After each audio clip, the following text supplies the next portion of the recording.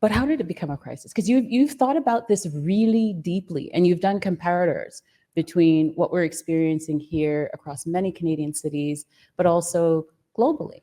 So for us here in Canada and where we are, how did it become a crisis?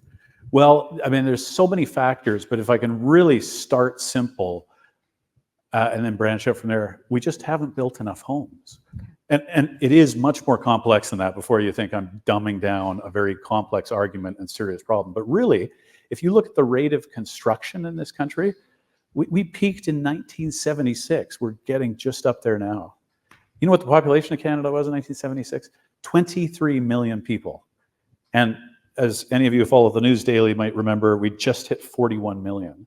So why is a country of 41 million only making as many new homes as a country of 23 million? And then so that's where the answer gets bigger and bigger and bigger. Why aren't we making enough homes? There's all sorts of reasons for that, from restrictive municipal zoning to the federal government getting out of public housing construction 30 years ago, to rising costs, to the financialization of housing when interest rates really dipped 20 years ago. And all of a sudden, the only way people like me and a lot of other people could really make money was by buying a house and flipping it. Prices are going crazy. And so many of us are at low interest rates parking money that the banks are dumping on us. I could tell you a story about being in a local bank, trying to be responsible about applying for the first mortgage. And the bank manager was saying, "Are you sure you only want to spend $305,000? You could spend $400. Why don't you go for $450?" And I know these don't seem like huge amounts now, but at the time I was thinking, that's not responsible. Why are you saying that?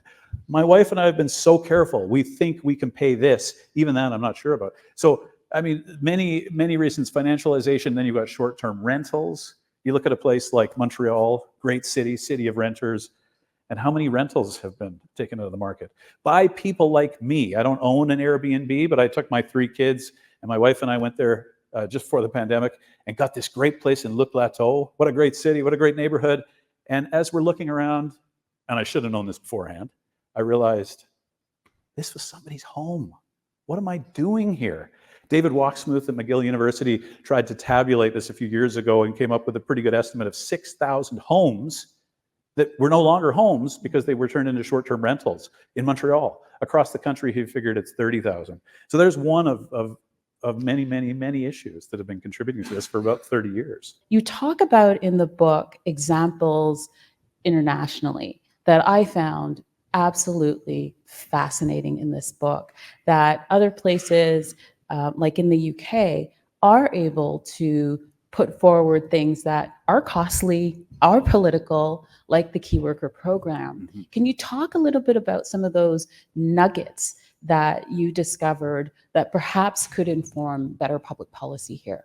Yeah, and I like the way you phrase that as nuggets, because if anybody has been to the UK or you have family, or maybe like I did, you lived and worked there for a few years, you know that housing is a mess in the UK. So I'm not here to tell you, hey, we should just do everything like Britain and then everything will be fine, because it's extremely expensive. They have a lot, if not all of the same problems we have. But you talk about nuggets, one thing they've done exceptionally well, they did about 20 years ago, then they cut it, and now they're bringing it back in a big way, is key worker housing. And most Canadians call it essential worker housing or workforce housing. And by say most Canadians, I mean Toronto Board of Trade, Wood Green Housing, Victoria Chamber of Commerce, like various business groups and social groups who are recognizing everybody has a right to housing, everybody has a right to a home. But, you know, arguably I am less important than the ER nurse at St. Joseph's,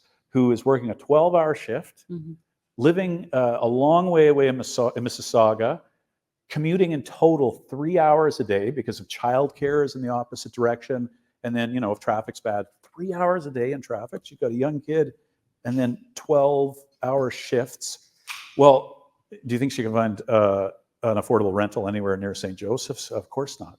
So what does that do when people are in that situation? Well, some people soldier on, or they live in their parents' basement, mm-hmm. or, you know, they live with roommates. But at some point, they need a change. And often the change is that they leave these essential jobs. So in Britain, they have this key worker housing program. It's actually a number of different programs. I talked to a teacher, Canadian teacher, who was kicked out by her roommates in the East End of London. She had a very important job teaching inclusive education, kids with distinct needs, and they needed her, and she'd been there for 3 or 4 years. Well, she got pregnant. Her roommate said, "You can't stay here with a baby," and she thought, "I guess I have to go back to Canada." She could not find anywhere on the regular market. And then just before she handed in a resignation, a friend said, "You should check out this new program. It's called the Key Worker Program." This is back in 2004. She signed up in 2 months. She was in a flat for, I think it was about, it was much less than half. If memory serves, it was a quarter of what she would have paid. It was about £400 a month. In London. In London.